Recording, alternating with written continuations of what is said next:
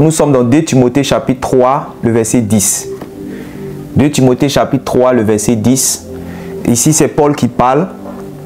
Et Paul parle à Timothée. Il dit, pour toi, tu as suivi de près mon enseignement. Pour toi, tu as suivi de près mon enseignement. Tu as suivi de près ma conduite. Tu as suivi de près mes résolutions. Tu as suivi de près ma foi. Tu as suivi de près ma douceur. Tu as suivi de près ma charité. Tu as suivi de près ma constance. Tu as suivi de près mes persécutions. Tu as suivi de près mes souffrances. Quand on dit que nous avons un tel comme modèle, nous avons tel frère, nous avons tel serviteur, nous avons telle servante, nous avons tel pasteur, nous avons tel prophète, nous avons tel homme comme modèle, cela veut dire que nous regardons cette personne de près.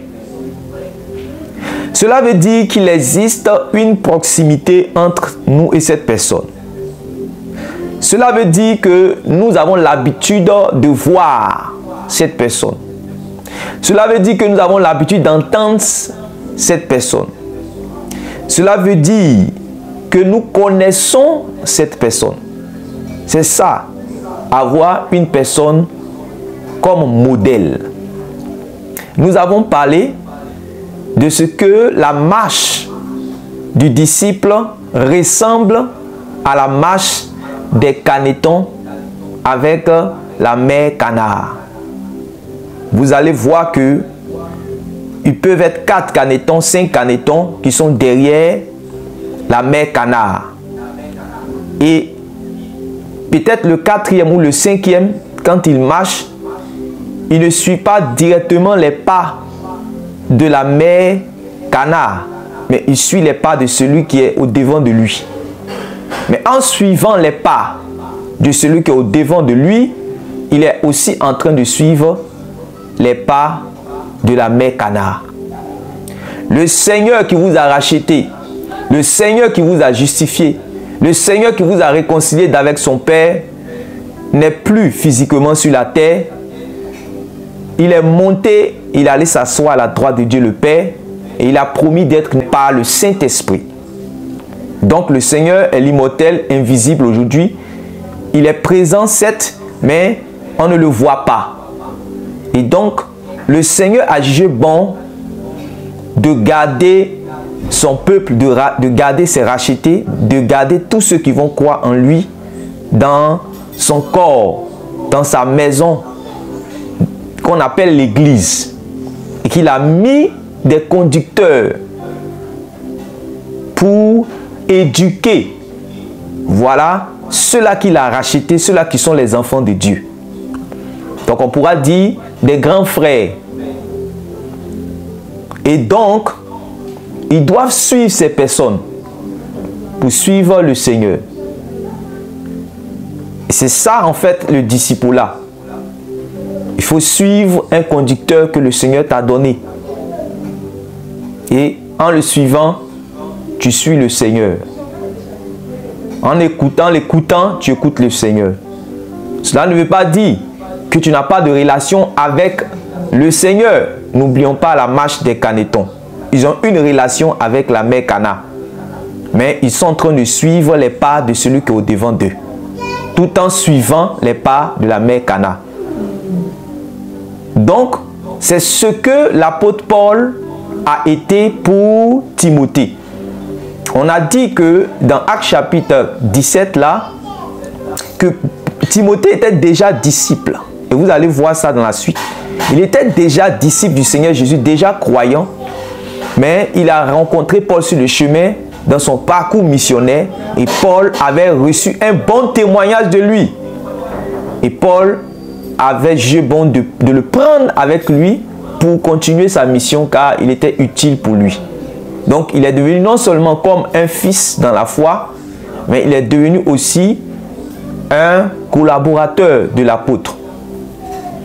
Et donc, l'apôtre est en train de dire ici quelque chose d'important qui parle en fait du discipulat, qui parle en fait de la marche en Christ.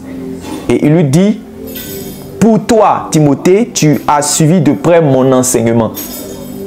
Donc, si je dis que telle personne est mon pasteur, je dois suivre de près son enseignement. Ça, c'est clair.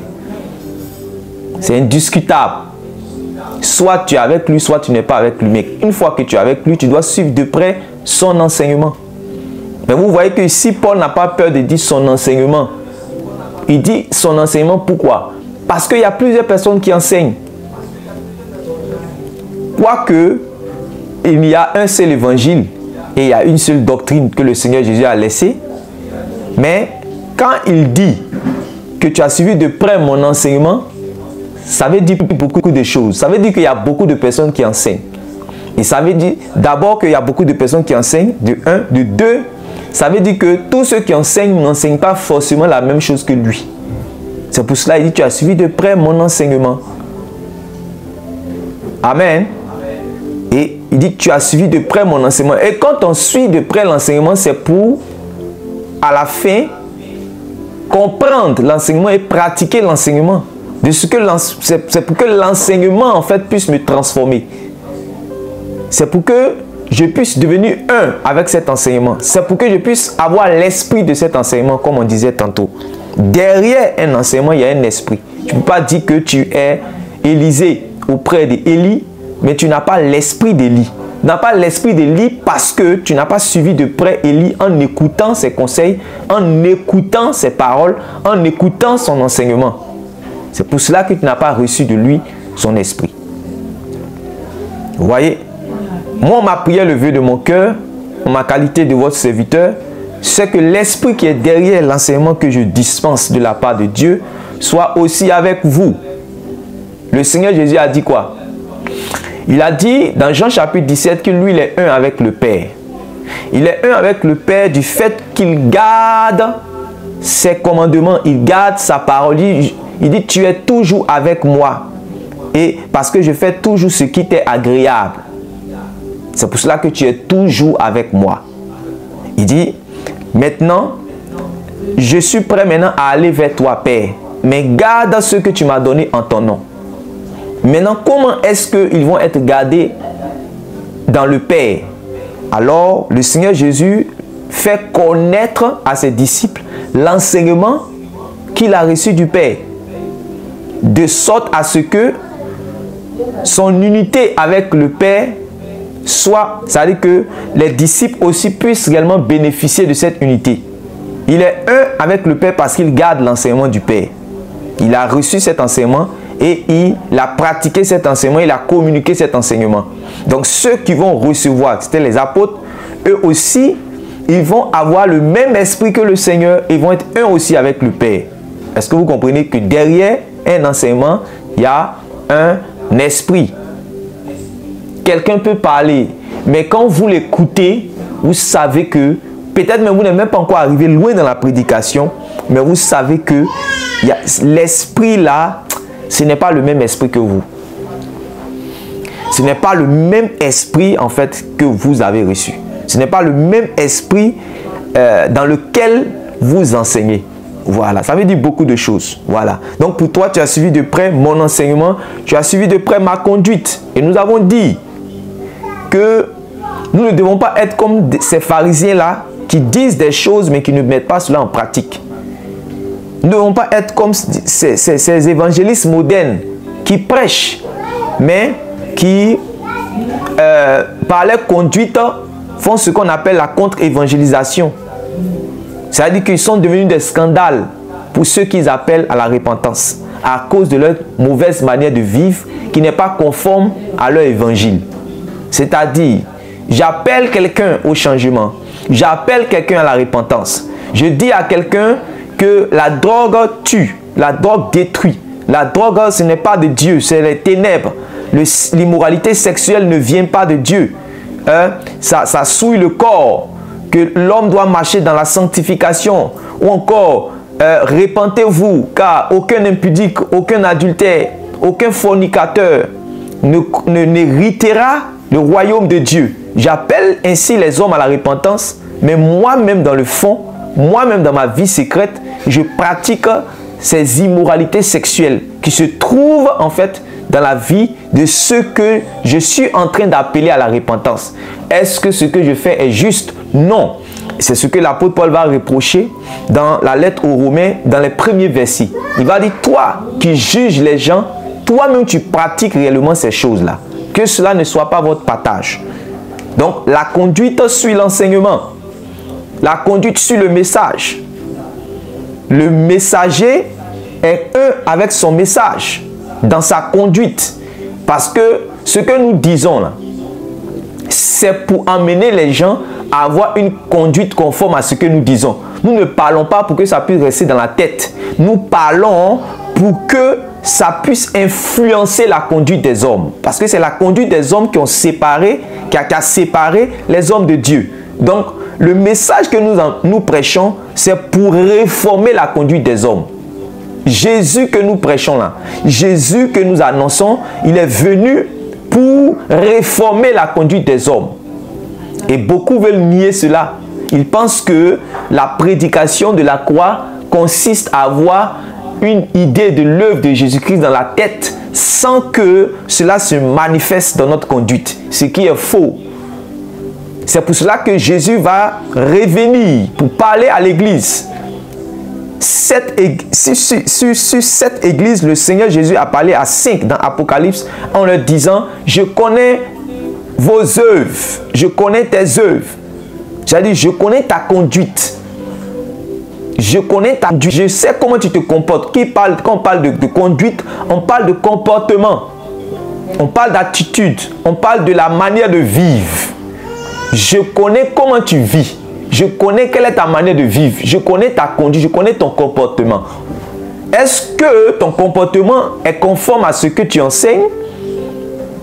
Est-ce que ta conduite est conforme à ce que tu prêches? C'est ça. Donc, la conduite est très importante. La conduite est très importante. Vous ne pouvez pas dire, moi, le pasteur Ismaël, c'est mon pasteur. Voilà, tout ce que vous allez dire là, celui-là, en tout cas, moi, ça, c'est pas mon problème. Moi, c'est son enseignement là seulement qui m'intéresse. Même si vous l'avez trouvé, même, il est toujours dans les boîtes de nuit, il est en train de fumer, tout ça ne touche pas loin de Dieu.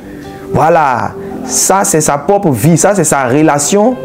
C'est son alliance. Personne ne connaît son alliance avec Dieu. S'il veut vivre mal, mais ce qui sort de sa bouche là, ça vient de Dieu. Donc c'est mon pasteur. Non. Si je suis votre pasteur, ce n'est pas à cause simplement de l'enseignement que le Seigneur m'a confié. Mais c'est aussi parce que je dois représenter Christ auprès de vous. Et Christ, on ne l'a pas connu simplement par ses paroles. On l'a connu aussi par sa vie. Donc, moi aussi, je dois me forcer, en tant que disciple du Christ, à rendre ma vie conforme à la vie de Christ. Je ne dois pas seulement m'appliquer à répéter le discours de Christ comme un perroquet. Non, je dois aussi m'appliquer à observer, c'est-à-dire que les voies du Seigneur, à marcher tel qu'il a marché. Ainsi, c'est-à-dire que mon témoignage sera la vérité puisque je garde les œuvres de celui que je prêche. Je garde les œuvres de celui que j'enseigne. Est-ce que vous voyez ça? Donc, c'est l'enseignement et c'est aussi la conduite. Amen. C'est aussi l'enseignement, c'est l'enseignement et la conduite. Donc, on ne doit pas prendre l'enseignement et puis laisser la conduite derrière. Ça va ensemble. Ça va ensemble. Pour toi, tu as suivi de près ma conduite.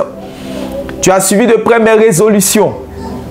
Tu as suivi de près mes résolutions. Nous avons parlé de cela. Nous devons nous engager et de ne pas reculer. Si nous prenons un chemin, nous devons continuer ce chemin. Si nous faisons des vœux, si nous avons fait telle chose, nous devons le faire. Nous devons nous engager à le faire. Nous ne devons pas prendre des résolutions et puis être des gens irrésolus. Voilà, des gens versatiles qui ne sont pas déterminés pour le Seigneur, qui commencent et après qui retournent. Voilà, qui ne sont pas fermes dans leur résolution. Non. Donc tu connais ma foi. Tu connais ma foi, tu as suivi de près ma foi. Une foi saine. Nous avons parlé de la foi ce jour-là. Nous avons montré que la foi peut se définir selon les Écritures en deux aspects. il y a la foi qui est la démonstration des choses qu'on espère. C'est une ferme assurance des choses qu'on espère, une démonstration de celles qu'on ne voit pas. Et cette foi-là, quelqu'un qui n'est pas forcément chrétien peut avoir cette foi-là.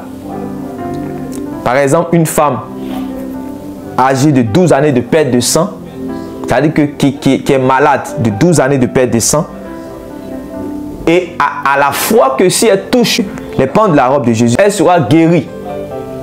Mais ça, ce n'est pas une foi qui fait hériter le royaume de Dieu. C'est une foi qui guérit. Qui comprend?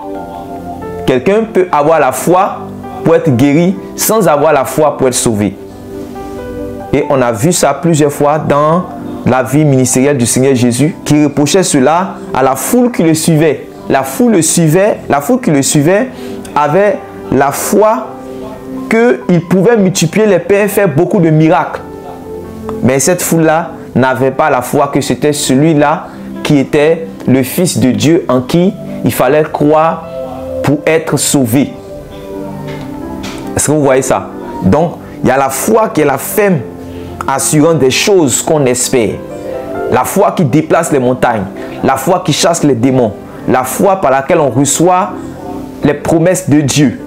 La foi par laquelle on saisit les promesses de Dieu. La foi par laquelle on est exaucé lorsqu'on fait des prières. Et il y a la foi qu'on appelle la foi salvatrice. La foi qui nous amène à être sauvés. Amen. Et cette foi-là vient de ce qu'on entend. Et cette foi-là vient des paroles de Christ. Donc, cette foi, on appelle la foi salvatrice. Et c'est cette foi-là que nous devons combattre. Quand on dit combat, le combat de la foi, pour saisir de la vie éternelle, c'est de cette foi, cette dernière-là qu'on parle. Ce n'est pas la foi qui chasse les démons ou qui guérit les malades. Je ne suis pas en train de dire aussi que la foi qui chasse les démons, qui guérit les malades, n'est pas... Nous en avons besoin pour aller plus loin avec le Seigneur, pour être aussi agréable à Dieu. Si nous n'avons pas cette foi-là aussi, nous ne sommes pas agréables à Dieu. Mais vous devez comprendre en fait, quand on parle de foi, qu'il y a foi et foi. Amen. Qu'il y a foi et foi. Voilà. Donc il y a une foi qui nous permet d'être justifiés lorsque nous repentons de nos péchés et que voilà, nous croyons dans le Fils de Dieu. Cette foi nous permet d'être justifiés. Mais cette même foi-là, nous devons encore demeurer en elle en marchant conformément aux paroles du Seigneur Jésus. C'est tout ça qu'on appelle la foi salvatrice. Voilà. Maintenant, il y a une autre foi qui est la foi en fait pour recevoir les promesses de Dieu. Donc, Timothée a été témoin de la foi de Paul. Il a suivi de près sa foi. Il a suivi de près sa douceur. Il a suivi de près sa douceur. Voilà. Il a suivi de près sa charité. Quand on parle de charité, on parle d'amour pratique. Ce n'est pas un amour qui a des sentiments dans le cœur, de loin.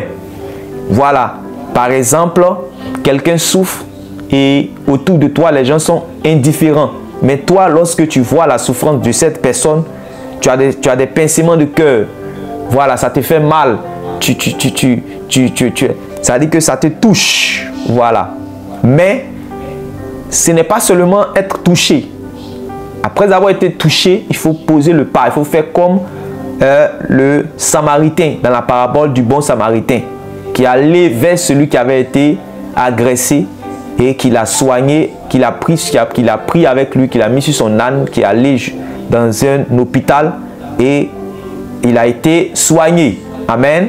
C'est ça la charité. C'est d'aider, c'est d'aimer, c'est de secourir. Voilà. C'est de sauver des gens.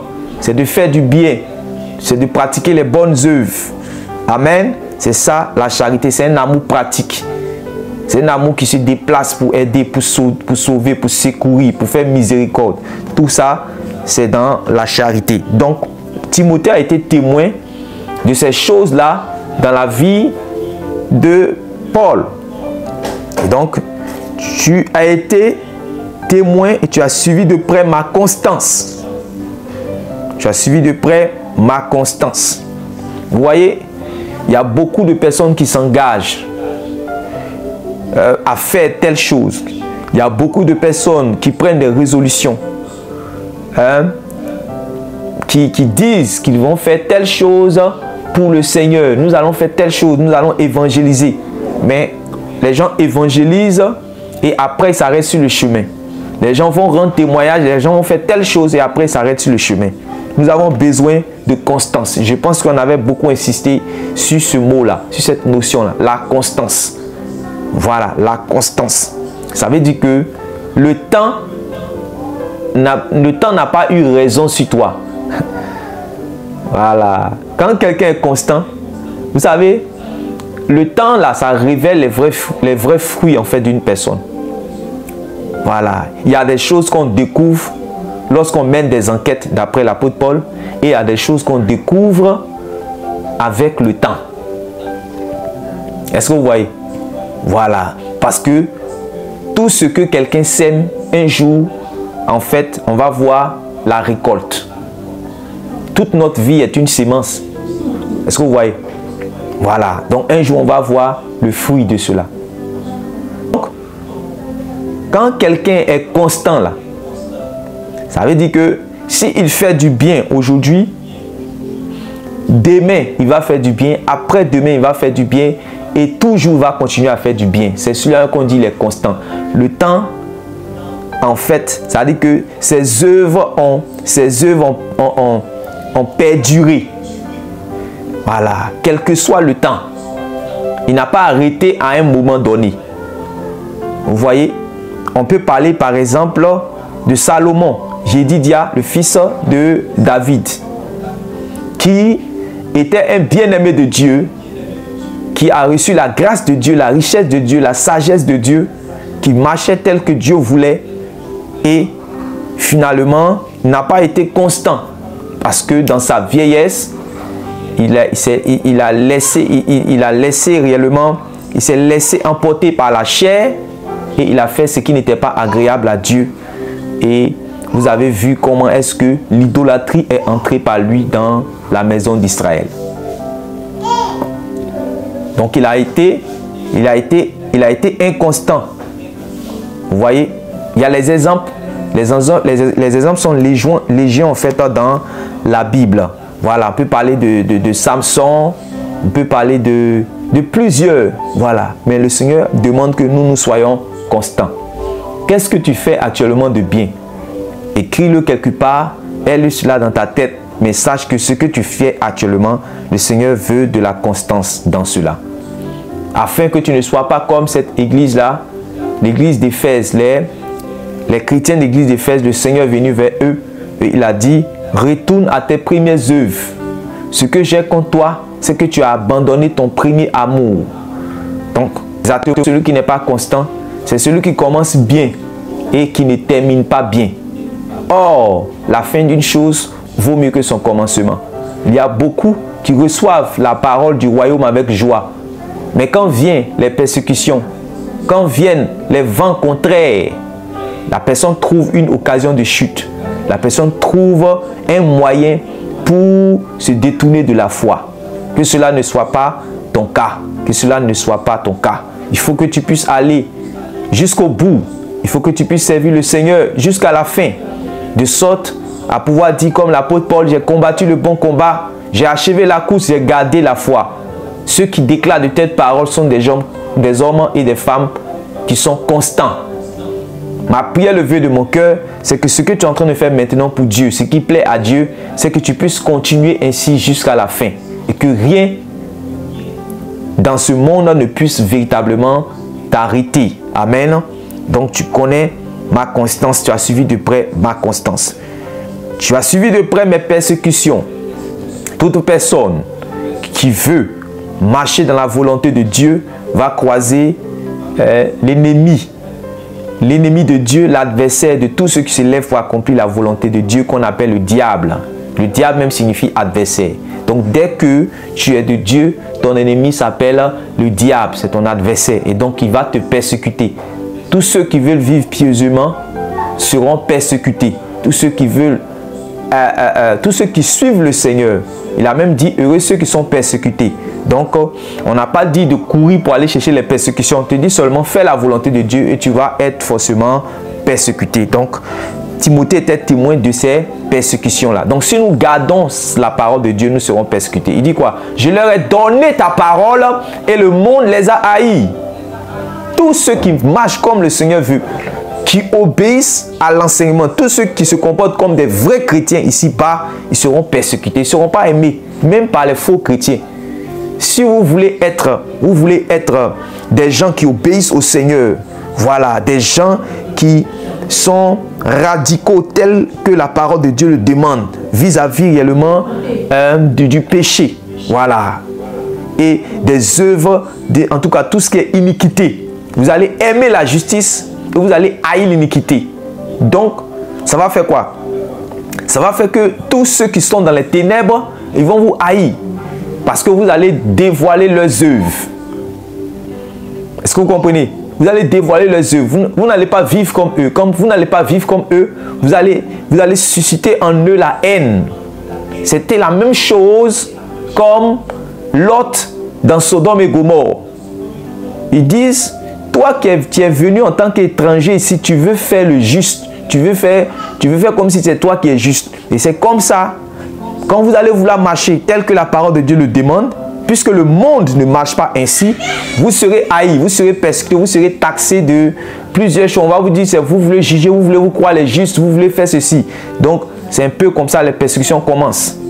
Voilà, c'est un peu comme ça ça commence. Mais soyez fermes dans votre voie, soyez fermes réellement sur ce chemin. Ne retournez pas au nom de Jésus. Amen. Amen. Amen. Il dit, tu as suivi de près mes souffrances. Donc vous voyez qu'en Jésus, il n'y a pas seulement le bonheur. En Jésus, il n'y a pas seulement la grâce. En Jésus, il n'y a pas seulement les miracles. En Jésus, il n'y a pas seulement tout ce que nous savons qui est vraiment qui fait sourire. Mais en Jésus, il y a les souffrances. Et l'apôtre Pierre du moins va dire que lorsque vous souffrez pour le Christ, sachez que l'esprit de gloire repose sur vous. Est-ce que vous comprenez cette parole? Lorsque vous souffrez pour le Christ, sachez que l'esprit de gloire repose sur vous. C'est-à-dire que la gloire de Dieu repose sur vous. Lorsque vous souffrez pour le Christ. Ça, c'est terrible. Vous voyez, normalement, nous disons que nous voyons la gloire de Dieu lorsque nous voyons les miracles. Ce n'est pas faux. Lorsque nous voyons les miracles, c'est-à-dire que la gloire de Dieu vient aussi réellement avec les miracles. Mais ce n'est pas seulement le seul signe. Le signe que la gloire de Dieu est sur la vie de quelqu'un, c'est que la personne souffre pour le Christ. Est-ce que les chrétiens de notre époque veulent que cela aussi soit leur partage? Est-ce que nous voulons aussi souffrir pour le Christ? Quand nous nous exerçons à la piété, par exemple, la vie de prière, est-ce que vous voyez ça? La vie de jeûne, la consécration, les sacrifices, tout ce que nous allons vouloir faire là, pour Dieu va faire plaisir à l'esprit, mais ne va pas faire plaisir à la chair. Et notre chair, c'est notre chair qui va commencer à souffrir. Et tous ceux qui sont autour de nous aussi, qui ne marchent pas selon l'esprit aussi, ça va créer beaucoup de choses, beaucoup d'opposition. La persécution va amener la souffrance. Est-ce que vous comprenez? La persécution va amener la souffrance. Par exemple, si on vous persécute, on peut vous arracher vos biens. Votre trésorerie peut prendre un coup. Est-ce que vous voyez? On peut vous arracher vos biens matériels. On peut vous priver de vos droits. On peut vous faire beaucoup de choses. On peut vous faire du mal. Et donc, ça va vous faire souffrir. Ça va affecter votre esprit. Ça va affecter votre âme. Ça va affecter vos pensées. Ça va affecter votre corps. Ça peut affecter ceux que vous aimez. Mais tout cela à cause de Christ. C'est pour cela que quand vous lisez dans la lettre aux Romains, dans Romains chapitre 8, Paul va dire quoi? Que c'est à cause de toi qu'on nous mène à mort. C'est à cause de toi qu'on nous fait souffrir. C'est une parole en fait prophétique dans les psaumes. Parce qu'on voit quelqu'un qui marche dans la justice de Dieu et les méchants sont en train de faire en fait du mal à cette personne. Vous voyez? Pourtant, tu marches dans la justice de Dieu. Pourtant, tu fais la volonté de Dieu. Regardez les prophètes, ils ont fait la volonté de Dieu. Ils ont obéi à Dieu. Mais c'est pour avoir obéi à Dieu qu'ils ont fini comme ça. S'ils étaient dans les coins, si Dieu ne les avait pas appelés, ils étaient tranquilles, ils faisaient les trucs, ils n'avaient pas de problème. Mais quand Dieu les a appelés, leur a donné un message que le peuple n'aime pas, voici leur problème, voici leur souffrance. Parce que ils vont finir mal. On dit Jérusalem, Jérusalem, qui tue les prophètes qui te sont envoyés. Combien n'ai-je pas voulu te rassembler comme une mère poule rassemble ses poussins. Voilà, il a dit, c'est vous qui avez tué tous les prophètes depuis Abel jusqu'à Zacharie, que vous avez tué entre l'autel et le temple. Donc, les prophètes qui venaient de la part de Dieu ont été persécutés et ils ont souffert. Et lorsqu'on parle même de l'œuvre de la croix, on commence par parler des souffrances de Christ. Donc, avant la mort de Christ, il y a les souffrances de Christ. Et Jésus même va dire, ce qu'ils ont fait au bois vert, ils vont aussi le faire au bois sec. Et quand il parle des bois secs, c'est de nous qui le suivons. C'est nous qui le suivons. C'est nous qui faisons sa volonté. Donc, toutefois que nous allons marcher selon sa volonté, nous allons lui obéir, alors nous devons savoir que la souffrance n'est pas loin. Amen. Ce n'est pas une malédiction. Qui a dit c'est une bénédiction. L'esprit de gloire repose sur nous. Maintenant, est-ce que nous devons aspirer à ça? C'est la même chose avec la persécution. C'est des choses en fait qui viennent lorsque nous obéissons à Dieu. Est-ce que vous voyez? D'ailleurs, la Bible dit que le juste ne craint pas les mauvaises nouvelles. Cela veut dire que les mauvaises nouvelles peuvent arriver. Ça fait un. La Bible dit quoi? Que ils te feront la guerre, mais ne te vaincront pas. Ça veut dire qu'il y aura la guerre. La Bible dit que je suis le Dieu qui te délivre dans le malheur. Ça veut dire qu'il y aura le malheur. Il dit quoi? Tu passeras par le feu.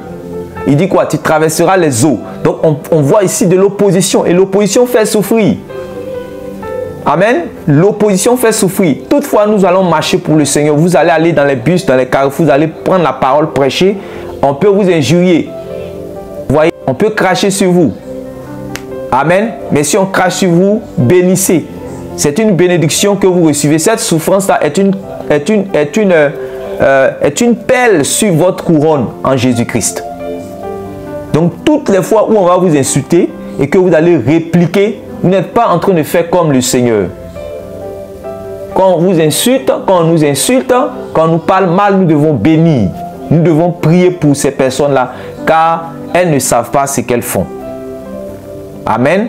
Nous avons fait autant de mal au Seigneur, mais nous avons reçu grâce à ses yeux. Et le Seigneur aussi peut le faire pour les autres qui vont nous insulter si nous relativisons, si nous nous souvenons de ce que nous étions auparavant, sans Christ. Amen.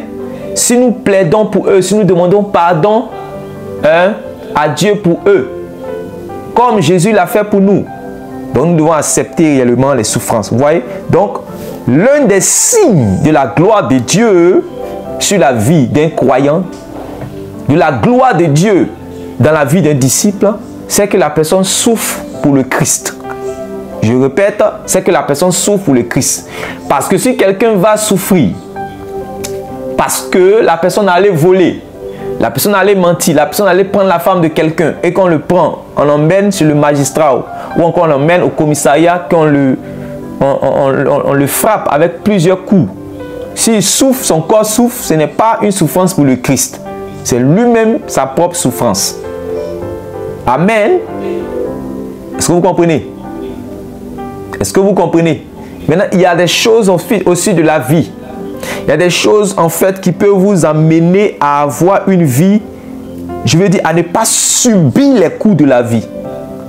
Donc, je prends un exemple. L'homme qui doit travailler. Je prends un exemple simple. L'homme qui doit travailler. Quand tu refuses en pleine société, qui est en train d'aller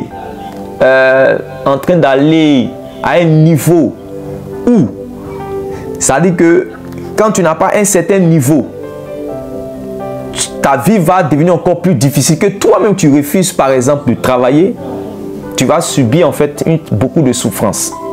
Cette souffrance-là, ce n'est pas la souffrance qui est liée à Christ en fait. Je prends un autre exemple. Vous êtes, le Seigneur a donné la terre aux hommes. Et en donnant la terre, il y avait la verdure. Je prends un exemple. Amman, sur les montagnes, vous allez voir qu'avant, il y avait la forêt sur les montagnes. Mais aujourd'hui, sur les montagnes là, les gens sont en train de construire. En temps, dans le système, dans le programme de la nature, c'est que sur cette montagne, il doit avoir en fait la forêt, là, de sorte à ce que les sources d'eau qui sont là-bas puissent vraiment, voilà, aider la population.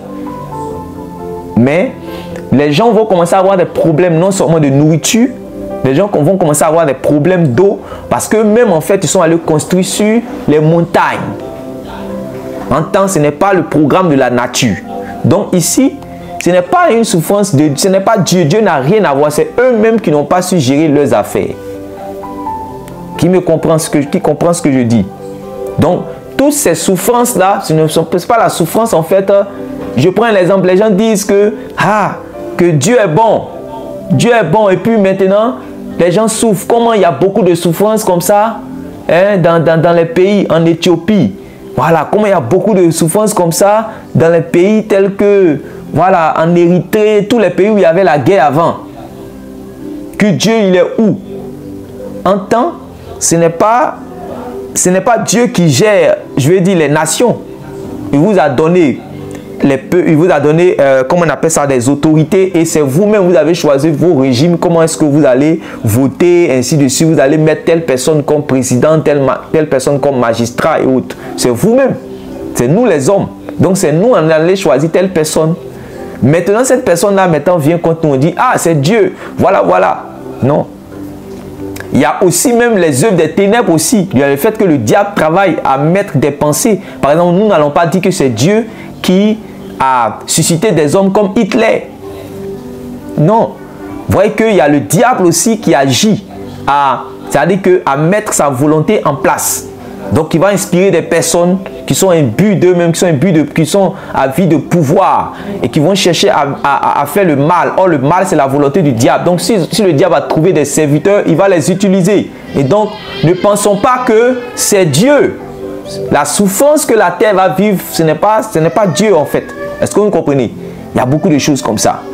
Voilà. Vous voyez que une sœur qui refuse l'éducation de sa mère, on lui dit que faut te comporter ainsi. Faut te comporter ainsi. Elle voit ses petites sœurs qui se comportent bien. Voilà. Qui marchent comme leur mère a marché. C'est-à-dire que je parle de comportement, de moralité. Voilà. De vertu. Mais elle compte simplement sur sa beauté. Voilà, moi je sais que, voilà, et avec la forme que Dieu m'a donnée là, voilà, maman, le comportement que tu es en train de parler là, c'est pas ça, garçon, regarde. Ta mère te dit, ma fille, il faut faire attention. Elle n'écoute pas. Et elle voit que 5 ans après, 10 ans après, ces petites soeurs là commencent à rentrer dans la grâce du mariage. Et elle, 35 ans arrive, 40 ans arrive, 45 ans arrive, elle n'est pas encore mariée.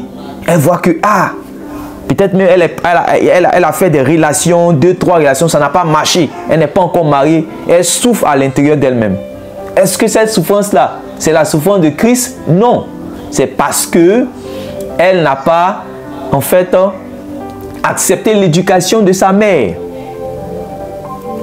Elle n'a pas accepté les conseils de sa mère. Et elle n'a pas reçu aussi la propre bénédiction de sa propre mère pour entrer aussi dans cette grâce. Supposons qu'elle était une fille, par exemple, qui se conduit bien. Lorsque son père rentre à la maison, peut-être elle peut déchausser les souliers de son papa. Elle peut prendre l'eau chaude, essuyer un peu. Voilà, à la place de sa mère, c'est elle peut-être qui fait la table. Voilà, et qui s'occupe de son père. Et chaque fois, quand son père voit ça, vraiment, il est touché. Et vous allez voir que des paroles vont commencer à naître dans son cœur. Il va dire souvent que vraiment, ma fille, que Dieu te donne un bon mari. Voilà, tel que tu t'es occupé de moi, vraiment, Dieu va te donner un bon mari. Voilà la bénédiction qui est là. Et cette bénédiction-là, cette parole de bénédiction va faciliter en fait la vie de cette dernière dans le domaine où la parole a été relâchée. C'est-à-dire qu'elle va souffrir moins à cause de la bénédiction qu'elle a reçue. Est-ce que vous comprenez? Gloire soit rendue à Dieu de ce que, en Christ là, ce n'est pas seulement le fait de rentrer dans le royaume de Dieu, même si c'est ça qui est l'objectif final et c'est ça qui est l'essentiel, mais il y a aussi la marche, parce que Dieu nous a donné la parole. Quand nous, on vous enseigne, dans la marche en Christ, il y a la conduite, il y a le comportement. Ça fait qu'il y a un renouvellement de l'intelligence, il y a des réformes de notre voie, notre manière maintenant de faire, notre manière de nous conduire. Là, on va bien se conduire. Par exemple, ça va nous éviter aussi certaines souffrances inutiles. C'est pour ça, par exemple, vous allez voir que on va exhorter les gens à travailler, on va exhorter les gens à respecter leurs parents, on va exhorter les gens à être polis, on va exhorter les gens à savoir se conduire quand ils sont dans la présence des anciens, des aînés ou des, je veux dire, des parents, tout et tout. On va demander aux gens à pouvoir bien se conduire, à être en paix avec tous, ne pas avoir de problème. Imaginez-vous si quelqu'un réellement fait la guerre avec tout le monde. Il offense tout le monde par ses paroles. Vous voyez, c'est lui-même qui va se créer ses propres souffrances. S'il est impoli envers les gens, c'est lui-même qui va se créer ses propres souffrances. Donc, n'oublions pas, quand je parle de souffrance, je suis en train de parler des souffrances de Christ. Voilà. Et les passages, on peut les voir après dans 1 Pierre chapitre 4 et 1 Pierre chapitre 4 et 1 Pierre chapitre 5, vous pouvez voir cela là-bas. C'est le temps qui fait qu'on ne va pas forcément lire. Mais vous pouvez aller là-bas, vous allez voir que l'apôtre Pierre dit que ce n'est pas quelque chose de... comment on appelle ça? De très étonnant. C'est comme si c'est un scandale. C'est-à-dire que ne soyez pas étonnés comme si vraiment c'est quelque chose de... Voilà, c'est étonnant si vous qui êtes en Christ, vous êtes en train de souffrir. Il dit non, parce que il y a d'autres frères en Christ que vous avez qui sont dans le monde entier, qui sont en train de souffrir comme vous. Et donc, si vous êtes en train de souffrir pour la cause de Christ, sachez que c'est une preuve même que le Saint-Esprit de gloire qui a resté Jésus-Christ d'entre les morts là, il est sur vous. Donc, la souffrance pour Christ est la preuve de la présence de la gloire du Saint-Esprit sur la vie d'un disciple. On est d'accord? En Romains chapitre 8, verset 17. Que vous êtes héritier de Dieu. Ça, c'est Paul qui a dit. Vous êtes héritier de Dieu et co-héritier de Christ si toutefois vous souffrez avec lui. Maintenant, je répète encore. Ces souffrances-là, ce ne sont pas notre propre souffrance qu'on va créer. Mais c'est les souffrances véritablement qui sont liées, voilà, à notre obéissance à Christ. Quand Paul dit, tu connais mes souffrances. Amen. Tu connais mes souffrances. Voilà. Par exemple, quand vous faites des privations, voilà, quand vous faites des privations, vous recevez un salaire de 300 000, vous recevez un salaire de 250 000, vous recevez un salaire de 70 000, et que, au lieu de vivre comme tout le monde, prévoir sa famille, ses projets, ses fêtes, ses week-ends, épargner, comme on a l'habitude de dire. C'est pas que c'est quelque chose, on va dire, qui est normal. Mais vous vivez plus comme un homme qui est fait de corps, âme, esprit, mais vivez comme un homme qui est esprit, âme et corps. Ça veut dire que vous pensez toujours aux intérêts de Dieu. Donc, ce qui va faire que vous êtes plus porté sur les choses du royaume. Et quand on est porté sur les choses du royaume, on s'aime pour le royaume. Donc, ça va faire que vous n'allez pas gérer vos biens comme les gens qui sont dans le monde. Vous n'allez pas faire comme eux. Vous allez plus investir dans les choses de Dieu. Et donc, ça peut vous faire souffrir. Ça peut agir sur votre trésorerie. C'est une forme de souffrance. Est-ce que vous voyez? Parce que dans la sémence, c'est ce qu'on appelle la vie sacrificielle. Mais en réalité, ce qui est bien dans ça, c'est que avant que tu vas quitter la terre, là, le Seigneur va le Seigneur va, parce que ce qu'on sème sur la terre, on récolte. Même si toi, tu n'as pas récolté, tes enfants vont récolter. Et puis après ça, maintenant, tu vas récolter dans le royaume de Dieu. Jésus a parlé de ça dans Marc chapitre 10. Paul a parlé de ça dans Galates chapitre 6, le verset 6 à 7. Ce qu'un homme a sémé, le moissonnera. Celui qui sème pour la chair, récolte de la chair la corruption. Et celui qui sème pour l'esprit, récolte de l'esprit la vie éternelle. Amen. Donc tout ce que vous allez faire, vous allez souffrir pour le Seigneur là. En fait, le Seigneur qui n'est le débiteur de personne. Cela veut dire que son crédit ne reste pas. C'est-à-dire que chez l'homme, lui, ce que tu as fait là, il va te, quand tu as fini de faire que ça lui plaît, il va te récompenser pour cela. Amen. Voilà. Il a dit à l'homme riche, tu as mené joyeuse et brillante vie pendant que tu étais sur la terre. Voilà, maintenant tu as eu ta récompense. Et Lazare aussi, il a vécu sa vie qu'il devait vivre. Voilà, voilà aussi sa récompense. Il en sera ainsi pour chacun d'entre nous. Amen. Donc tu as suivi de près mes souffrances. À quelle souffrance n'ai-je pas été exposé à Antioche? Vous voyez, non? Donc, c'était, vous savez que c'est à Antioche qu'il a été envoyé par le Saint-Esprit. Voilà. Et donc, quand il parle d'Antioche, à Icône, à Lystre, vous voyez ici que, voilà, c'était là où il y avait les églises de Dieu. Voilà. Et là où Paul aussi a fondé, où Paul a marché en tant qu'apôtre, tout et tout. Voilà. Et en tant que dirigeant d'église à Antioche, à Icône, à Lystre. Donc ici, il est question de l'œuvre de Dieu. Voilà. C'est l'œuvre de Dieu. Il dit, à quelle souffrance n'ai-je pas été exposé à Antioche, à Icône, à Lystre, puisqu'il y avait les persécuteurs là-bas. Il dit, quelle persécution n'ai-je pas supporté? Et le Seigneur m'a délivré de toutes. Voici la bonne nouvelle. C'est que le Seigneur ne nous abandonne pas.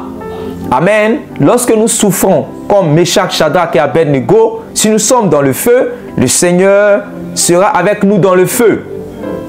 Amen. Si nous traversons les eaux, celles-ci ne nous submergeront point. Donc, c'est vrai que nous pouvons recevoir les flots, voilà, qui sont menés par le vent contraire sur la barque, mais cela ne veut pas dire que le Seigneur ne dort pas dans la barque. Le Seigneur dort dans la barque.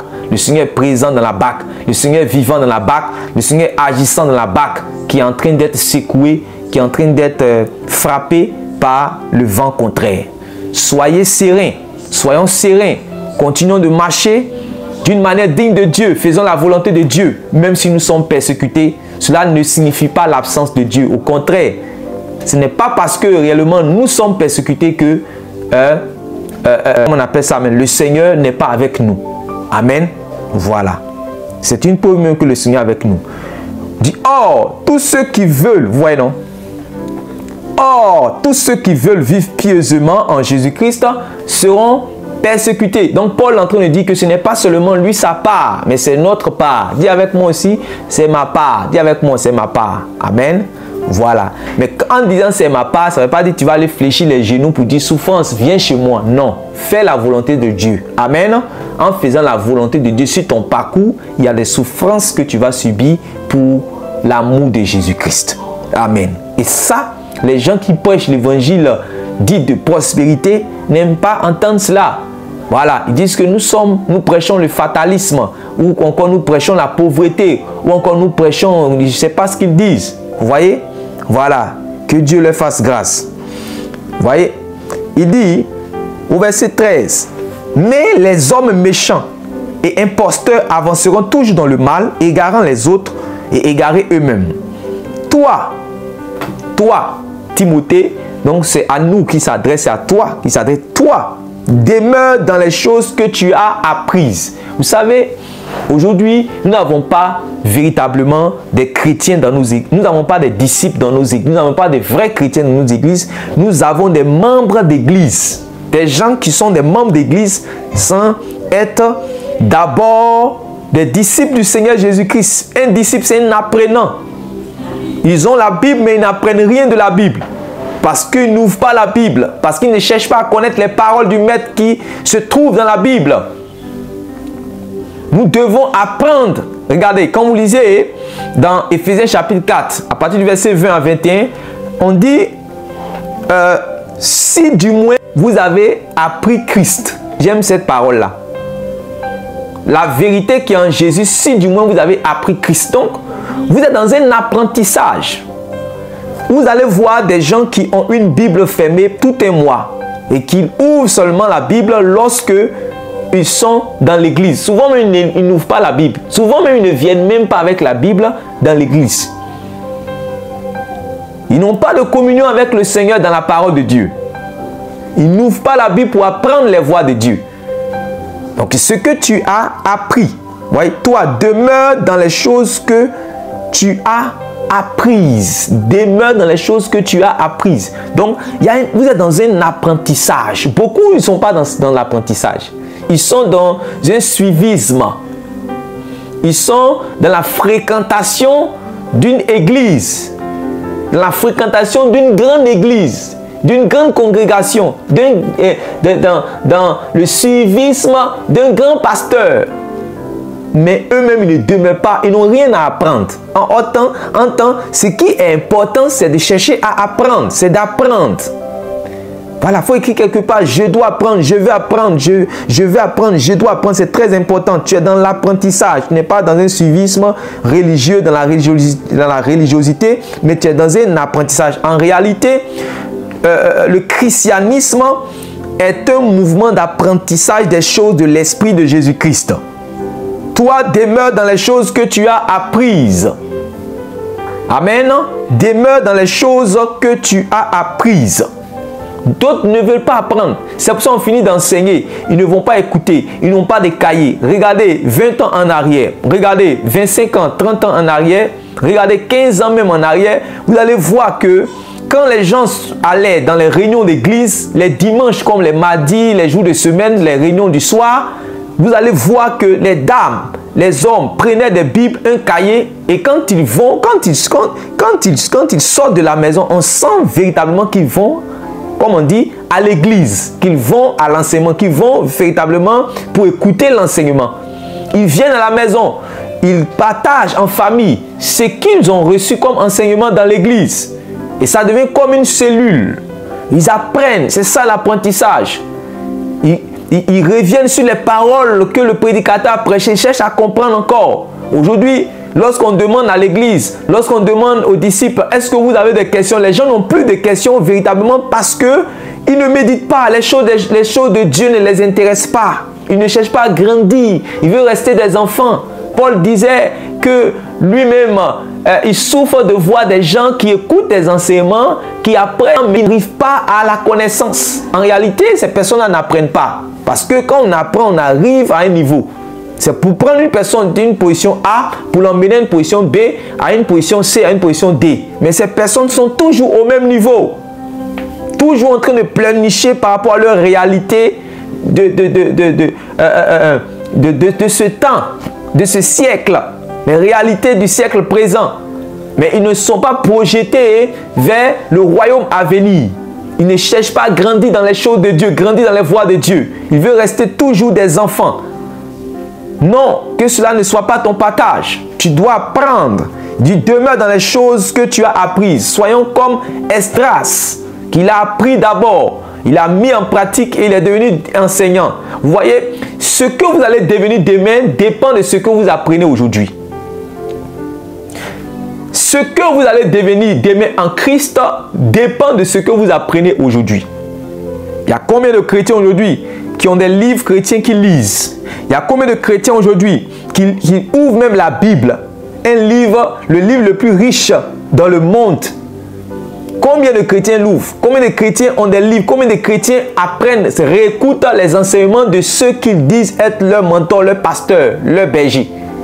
Combien de fois ils réécoutent les enseignements? Vous voyez? Demeure dans les choses que tu as apprises.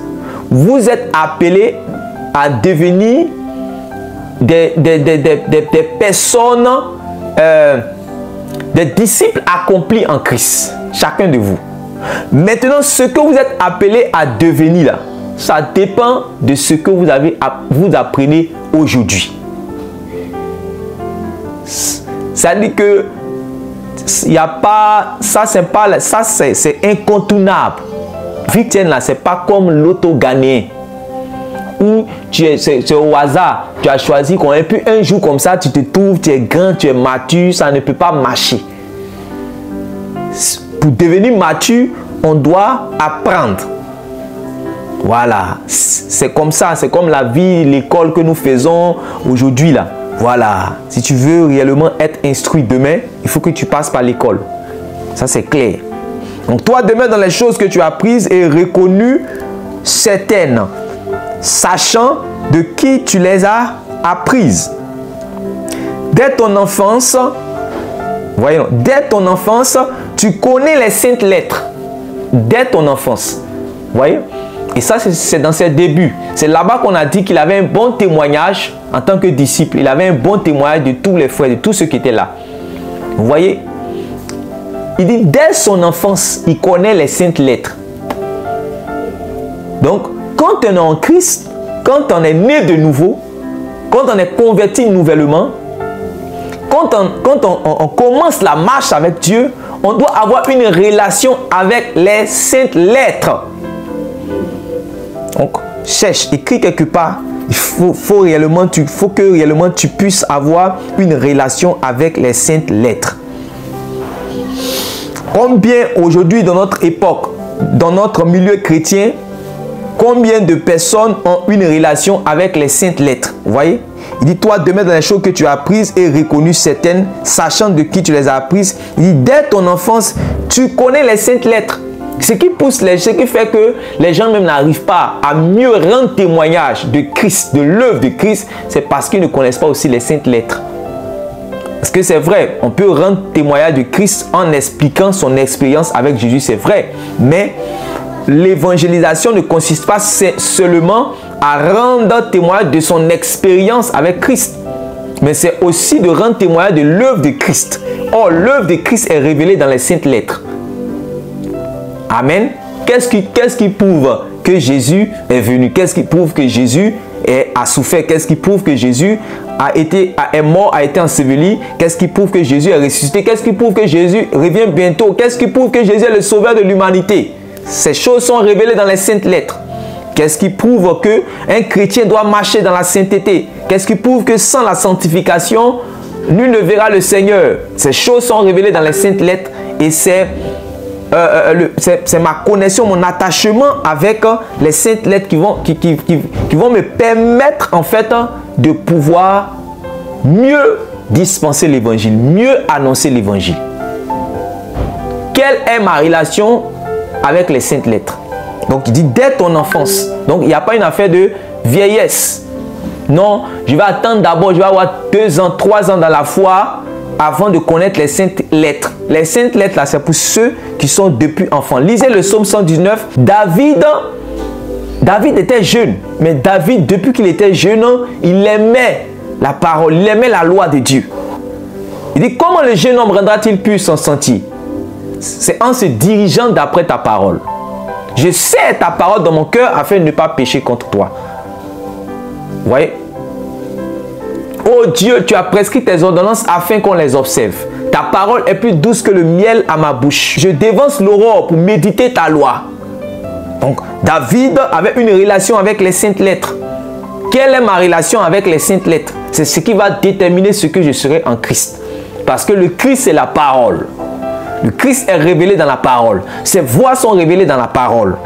Vous voyez? Pour pouvoir discerner dans ces temps qui sont la fin, le vrai du faux, le vrai enseignement du faux enseignement, la saine doctrine de ce qui n'est pas la saine doctrine, cela dépend de ma relation avec les saintes lettres. Cela dépend de ma connaissance des saintes lettres. Il dit, dès ton enfant, tu connais les saintes lettres. Donc vous qui êtes ici, que vous soyez homme, que vous soyez femme, vous êtes appelés à connaître les saintes lettres. Nous sommes appelés à connaître les saintes lettres. Et pour connaître les saintes lettres, nous devons lire. Que ce livre de la loi ne s'éloigne point de ta bouche. Donc, quand on parle de bouche, on parle de lecture. Médite-le nuit et jour, afin que tu réussisses dans toutes tes entreprises. Le Seigneur Jésus a vaincu le diable dans le désert avec l'écriture qui était en lui. Donc quand je connais les Écritures vont s'inscrire dans mon cœur. Quand Dieu dit, je mettrai mes lois dans leur cœur, j'inscrirai mes lois dans leur cœur. Les gens pensent que il est là, il est né de nouveau. Vous aimez toutes les choses mathématiques, robotiques, systématiques. Donc vous pensez que dès qu'on donne le cœur nouveau net, ordinateur, on met, on dépose, c'est inscrit dans mon cœur. Voilà, voilà. Si c'est inscrit dans ton cœur là, pourquoi quand la tentation vient là, ça ne vient pas automatiquement, inscrit dans mon cœur, puis tu tombes dans la tentation. Cela dépend de ce que tu as pris pour graver dans ton cœur. Cela dépend de ce que tu as lu, de ce que tu as reçu, de ce que tu as compris et de ce que tu gardes dans ton cœur, de sorte à ce que quand la tentation vienne, ça dit que ça puisse influencer ta marche, ça puisse influencer ton attitude, ça puisse influencer tes dispositions, ça puisse influencer ta conduite lorsque tu seras dans l'épreuve. Est-ce que vous comprenez ça? Donc c'est ça.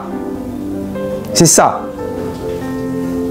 Dès ton enfance, tu connais les saintes lettres. Je vous exhorte véritablement. Le Seigneur même me parlait de cela, je crois, ces 2 jours. Ce matin encore, il est revenu sur cela. Lisez la Bible. Méditez la Bible. Mangez la parole. Vous savez, la parole qui est là. Vous êtes actuellement, nous sommes dans les derniers temps, donc vous êtes la génération des prophètes. Il dit, dans les derniers temps, je déverserai de mon esprit sur toute chair. Vos enfants, vos jeunes feront des visions, prophétiseront, ainsi de suite. Donc tous les disciples, en réalité, ils sont une sorte de prophète. Mais le prophète, quelle était sa particularité? Le prophète, c'est celui qui reçoit l'oracle de Dieu. Quand tu reçois l'oracle de Dieu, maintenant, comment le prophète reçoit l'oracle de Dieu? Vous pouvez lire, par exemple, les livres des prophètes, tels qu'Ézéchiel, Jérémie et Jean, dans l'Apocalypse. Vous allez voir qu'on leur donne un rouleau. Et quand on te donne le rouleau, tu fais quoi? Quand on te donne le rouleau, qu'est-ce que tu fais avec le rouleau?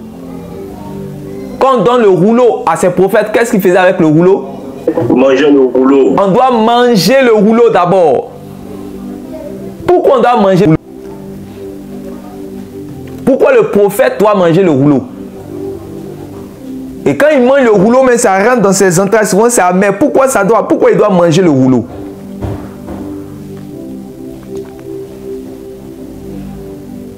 Pour communiquer les paroles même du Seigneur.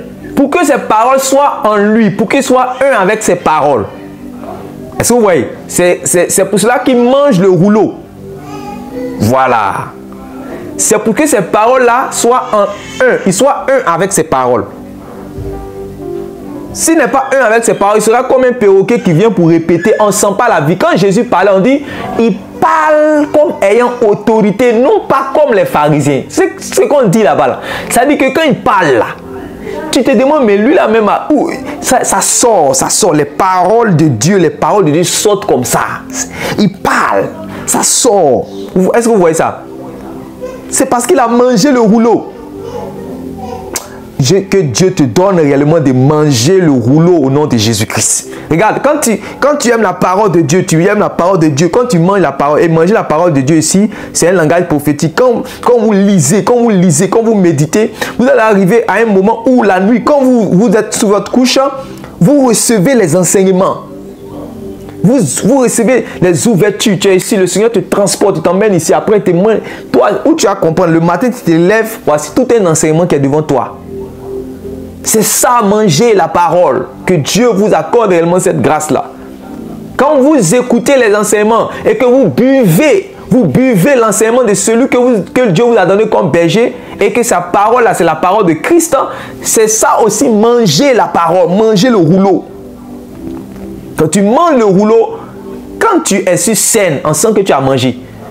Même ceux qui ne sont pas de Dieu, là, quand ils sont dans leur côté, vous allez voir que quand il parle comme étant quelqu'un réellement qui est venu répéter ce qu'il a entendu. Il a mangé en fait le rouleau de ce qu'on lui a donné là-bas.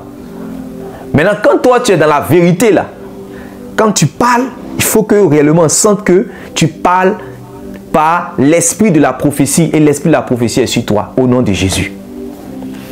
Voyez, dès ton enfance, tu connais les saintes lettres qui peuvent, regardez, qui peuvent te rendre sage à salut par la foi en Jésus-Christ.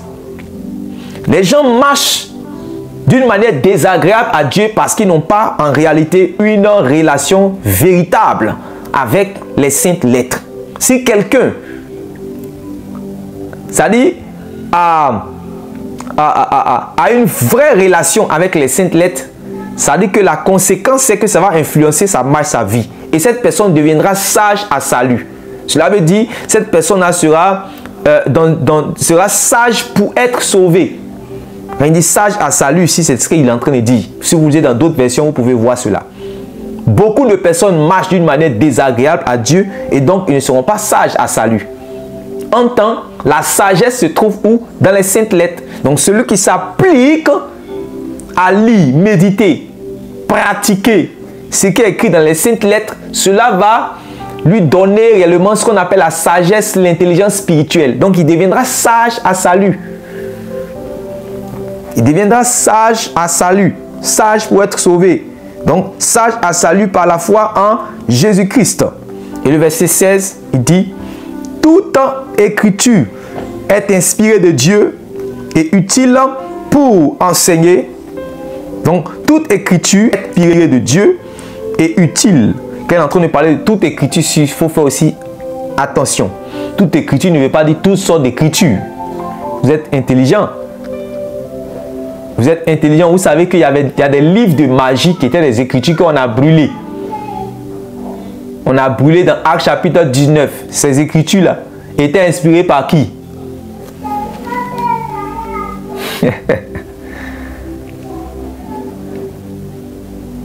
Actes chapitre 19, l'apôtre Paul se trouve à Éphèse, il prêche. Les gens sont convaincus de péché. On dit les gens, ils ont renoncé à leur mauvaise manière de vivre. Ceux qui pratiquaient la magie sont venus mettre des livres de rituels de magie, des livres de sorcellerie. Ils ont jeté cela. Et on a brûlé cela. Ces livres-là, c'est l'écriture, n'est-ce pas? Mais c'est inspiré de qui? Est-ce inspiré de Dieu? Voilà. Donc faisons attention. Lorsque Paul dit toute écriture est inspirée de Dieu, je suis sûr, bien que n'ayons pas lu d'autres versions par rapport forcément à ce passage, je suis sûr que quand vous allez prendre 2-3 versions, vous allez voir que on va essayer d'expliquer ce que ça veut dire quand il dit toute écriture. Puisque quand vous lisez le contexte, vous voyez de quoi il parle. Dans le contexte, il parle des saintes lettres. Dans le contexte, il parle des saintes lettres. Maintenant, ça ne veut pas dire aussi que si ce n'est pas les saintes lettres, quand je dis, si ce n'est pas les saintes lettres, que par exemple certains livres chrétiens, ça ne peut pas vous édifier. Si c'est un livre qui est conforme ou encore qui est biblique, un livre qui est biblique, ça veut dire qu'un livre qui parle des choses de la Bible. Ou encore, un livre inspiré de Dieu, ça veut dire qu'un livre en fait qui révèle les voies de Dieu. Est-ce que vous comprenez? Donc, n'importe quel livre tu peux avoir, par exemple, qui a été écrit avec la pensée de Dieu, avec les paroles divines, avec les paroles inspirées de Dieu, avec les paroles bibliques, c'est utile pour toi. Amen. C'est utile pour toi. Voilà. Vous-même, vous allez voir que dans ce contexte, je prends un exemple. Vous avez le livre de mathématiques à la maison pour vous. Vous avez le livre de quoi? De histoire, le livre d'histoire. Vous avez le livre de philosophie. Maintenant, on dit toute écriture est inspirée de Dieu. Est-ce que ici, là, on est en train de parler des livres de mathématiques? Est-ce qu'on est en train de parler des livres d'histoire? Est-ce qu'on est en train de parler des livres de philosophie? Je vous pose la question. Non. Et les autres? Non. Voilà. Donc, vous comprenez dans quel contexte maintenant? C'est simple. Voilà. On n'est pas en train de parler de tous les livres. Voilà. Donc, tu peux lire ton livre de mathématiques, ton livre d'histoire, ton livre de philosophie, ton livre des choses des hommes. Voilà. Ça va développer ton esprit humain pour connaître les choses des hommes. C'est quoi on dit quoi? Lequel des hommes connaît les choses de l'homme si ce n'est l'esprit de l'homme qui est en lui? Donc, il y a des livres qui sont faits pour édifier ton esprit humain. Amen.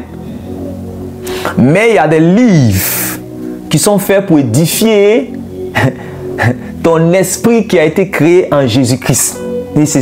Les livres là, on dit que c'est l'écriture là, l'écriture qu'on parle là. Ça, on dit toute écriture est inspirée de Dieu. C'est de ça là qu'on parle. Et c'est utile pour enseigner. Aujourd'hui, je vois sur les réseaux sociaux, les gens vraiment attaquent tous ceux peut-être qui utilisent une brochure ou encore un livre où ils ont reçu un enseignement pour pouvoir enseigner. Les gens disent non, si vous êtes dans une église où on utilise un livre ou une brochure, alors sortez de là parce que sous la scriptura, sous la Biblia ou bien quoi, ils n'ont pas compris. Amen. C'est vrai que les gens abusent. Lorsque les gens ferment la Bible et que les gens ne font que répéter les brochures, là, on sent qu'on est en train d'aller en fait dans le décor parce qu'on est en train d'emmener les gens à ne plus vraiment s'habituer à ce qui est écrit correctement devant eux. Amen. Mais si Dieu a fait grâce à un serviteur, à une servante de pouvoir comprendre, vous voyez, c'est pas tout le monde qui comprend forcément ce qui est écrit. D'ailleurs, il y a d'autres qui n'ont même pas la capacité de bien lire même ce qui est écrit de manière littérale, ils n'arrivent pas à lire. Donc, il faut que des gens puissent défricher les choses. Amen. Les gens puissent défricher, déceler. Et ceux qui le font, voilà, ils sont inspirés par Dieu, ils sont inspirés par l'Esprit de Dieu. Amen. Et cette écriture-là est utile pour toi. Amen. Ne soyons pas carrés pour dire non, dès que on a pris un livre ou on a pris une chose, on est en train de lire, non, automatiquement. Si c'est ça, là, les paroles de Paul ne vont pas nous servir aujourd'hui. Puisque les paroles de Paul est un homme. Les épîtres de Paul A. Épîtres de Paul O. Épîtres de Pierre A. Est-ce que vous voyez? Donc c'est l'homme Paul qui écrit. Mais étant inspiré, mais toutefois il écrit. Comme aujourd'hui, n'importe quel disciple, vraiment mûr, je précise, n'importe quel apôtre, serviteur de Dieu, mûr, peut aussi être inspiré de Dieu pour écrire, pour être utile pour l'édification en fait de sa génération. Amen. Les prédications souvent que je donne, si j'ai quelqu'un qui fait le travail que Sylvain a fait avec l'apôtre Pierre, si quelqu'un fait le travail que Luc a fait avec l'apôtre Paul, on pourra écrire réellement des multiples de livres ici, avec les enseignements que nous dispensons ici. S'il y a quelqu'un réellement qui fait la rédaction, on pourra écrire des livres. Mais ces livres-là, ce sont des paroles inspirées, n'est-ce pas? S'il y a d'autres qui s'en servent, aujourd'hui, je suis en train de utiliser 2 Timothée chapitre 3. Peut-être quelqu'un lit, n'arrive pas à voir, réellement comprendre les choses qui sont dedans. Amen. Mais lorsque c'est expliqué, voilà, ça nous permet de pouvoir bien comprendre. Donc, il faut comprendre ces choses. Toute écriture est inspirée de Dieu et utile pour enseigner, pour convaincre. Vous voyez? Pour convaincre, pour corriger. Comme Priscille et Aquilas ont fait avec Apollos. Ils ont pris l'écriture pour corriger Apollos. Utile pour instruire. Mais j'aime ça, j'aime la suite. On dit quoi? Instruire dans la justice. Très bien. Pour corriger, pour instruire dans la justice. Vous voyez qu'il y a un esprit dans lequel on va. Il y a un esprit dans lequel l'écriture veut nous emmener. C'est pas pour qu'on puisse être des gens qui connaissent des choses, c'est pour qu'on puisse être des gens qui connaissent, oui, mais dans l'esprit d'emmener des gens dans la justice de Dieu. C'est un élément très important, vous voyez, dans la justice. Afin que l'homme de Dieu soit accompli et propre à toute bonne œuvre. Afin que l'homme de Dieu soit accompli. Toi qui es ici, qui es disciple du Seigneur, le Seigneur veut que tu sois accompli. Afin que l'homme de Dieu soit accompli et propre à toute bonne œuvre. Amen. Afin que l'homme de Dieu soit accompli et propre à toute bonne œuvre. Donc, vous êtes appelés à être des disciples accomplis. Mais c'est par rapport à votre relation avec l'écriture. à votre connaissance des Écritures, à votre apprentissage des Écritures, à votre croissance dans les Écritures, que vous allez arriver à être des hommes de Dieu accomplis. Vous savez qu'aujourd'hui, il y a beaucoup d'hommes de Dieu, beaucoup de personnes qui sont serviteurs de Dieu. C'est pas mauvais, c'est une bonne chose. Mais, vous allez voir que le Seigneur Jésus va parler de deux types de serviteurs. Il y a des serviteurs, quoique étant véritablement serviteurs, mais ne connaissent pas la volonté de celui qui les a envoyés. Pourquoi? Parce qu'ils n'ont pas pris le temps, après avoir été appelés, d'apprendre les voies de celui qui les a appelés. D'apprendre comment on doit servir celui qui m'a appelé. Amen. Et c'est ça aujourd'hui le vrai problème dans le milieu chrétien. Donc nous servons beaucoup, nous servons le Seigneur plus avec nos dons. Mais nous ne servons pas le Seigneur selon ses voies. Il y a des gens qui sont appelés, ils ont reçu un tel appel, ils ont reçu tel don. Les dons sont véritablement authentiques. Ils ont reçu des onctions par imposition des mains, ils ont reçu des grâces, toutes sortes de choses, de grâces, d'onctions, de dons spirituels. Et automatiquement, ils sont relâchés sur le terrain. Et ils sont en train de faire, mais ils sont en train de servir selon le don.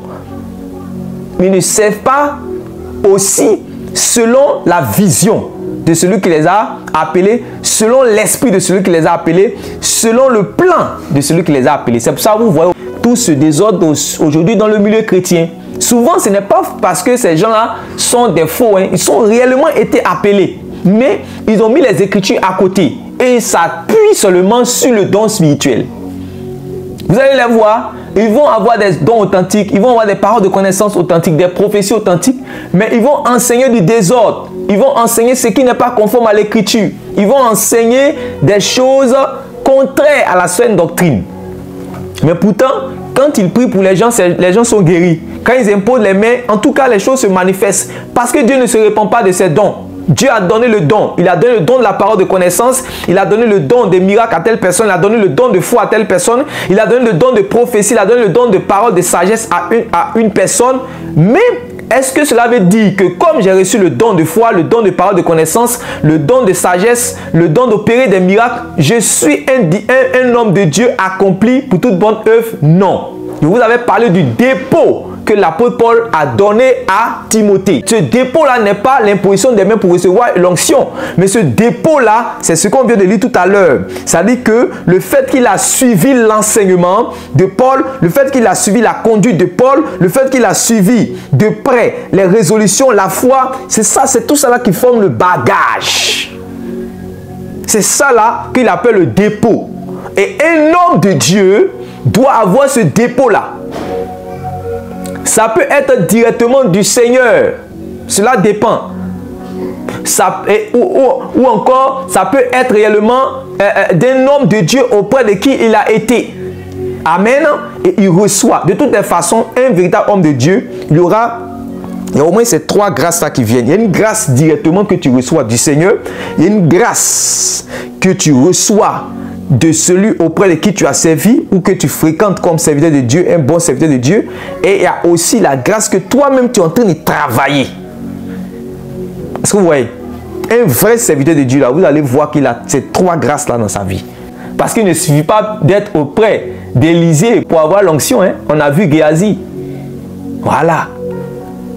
Voilà. Donc, vous voyez? Donc, il y a ce que Dieu toi-même t'enseigne, ce que tu reçois, tout et tout. Il y a ce que l'homme de Dieu auprès de qui tu es réellement donne comme dépôt. Il y a ce que tout ce que tu as reçu de Dieu ou de l'homme de Dieu, que toi-même tu as travaillé, tu as fructifié et ça devient maintenant ce que tu es. C'est comme ça. Amen. C'est ce que Paul même a dit à Timothée. Ne néglige pas le don que tu as reçu par imposition des mains dans l'assemblée. Ne néglige pas, tu as reçu le don là. Maintenant, toi, tu dois faire quoi? Ce n'est pas parce que tu as reçu que c'est fini. Tu dois travailler par rapport à ça. Fais l'œuvre d'un évangéliste afin que ces choses-là se manifestent. Donc, il y a beaucoup de choses qui doivent entrer en compte. Amen. Voilà. Nous ne sommes pas seulement des bons serviteurs de Dieu accomplis lorsque nous servons Dieu avec nos dons seulement. Beaucoup de personnes, bien que ayant reçu des dons authentiques de Dieu, c'est-à-dire qu'ils sont en train de faire du n'importe quoi dans la vigne de Dieu. Et vous-même, vous le voyez, vous le constatez dans le milieu chrétien. On n'a pas besoin réellement de parler trop de ces choses parce que c'est une réalité de notre siècle, c'est une réalité de notre époque, c'est une réalité de notre génération. Donc, afin que l'homme de Dieu soit accompli et propre à toute bonne œuvre. Afin que l'homme de Dieu soit accompli et propre à toute bonne œuvre. Donc, c'est ça la volonté de Dieu. Regardez, je termine par là. Quand l'apôtre Paul est en train de parler dans Corinthiens, il a dit, j'ai posé le fondement comme un sage architecte. Oui, parce qu'il faut être sage architecte. Je n'ai pas posé le fondement comme ça. J'ai posé le fondement comme un sage architecte. Maintenant, il dit que chacun, donc, fasse attention de la manière dont il bâtit là-dessus. Cela veut dire qu'il veut qu'on puisse bâtir avec sagesse, puisque le fondement a été posé avec sagesse. Et quand il dit avec sagesse, il est en train de parler de ce qu'on est en train de voir ici. Tu ne veux pas venir gâter le travail de Dieu. Il y a des gens qui ont le don authentique de Dieu, mais ils viennent pour gâter le travail de Dieu. Ce sont des gens comme Samson, qui ont le don authentique de Dieu, mais qui ne écoutent pas les voix de Dieu. Ils ne marchent pas du moins selon la voix de Dieu. Pourtant, ils ont des dons authentiques. Amen. Amen. Il faut bien comprendre ces choses afin que l'homme de Dieu soit accompli. Tout disciple accompli sera comme son maître. Afin que l'homme de Dieu soit accompli. Donc, Dieu veut que l'homme de Dieu puisse être quelqu'un d'accompli, quelqu'un de mûr. Ça, c'est ce que Dieu veut. Pour que son travail soit bien fait. C'est-à-dire que c'est un bon ouvrier dans la vigne. Vous savez qu'il y a des ouvriers qui sont dans la vigne, soit ils sont paresseux, soit ils ne font pas bien le travail. Et dans les évangiles, le Seigneur Jésus a parlé de cela. Il a dit, il a parlé du mauvais serviteur et il a parlé du bon serviteur. Je prie que tu sois un bon serviteur qui connaît la volonté de son maître. Donc que chacun fasse attention à la manière dont il bâtit. Pour bâtir avec sagesse, il faut un minimum de maturité. Il faut que tu sois mûr, il faut que tu sois expérimenté. Il faut que tu puisses grandir. Amen. Que cela soit ton partage au nom de Jésus-Christ.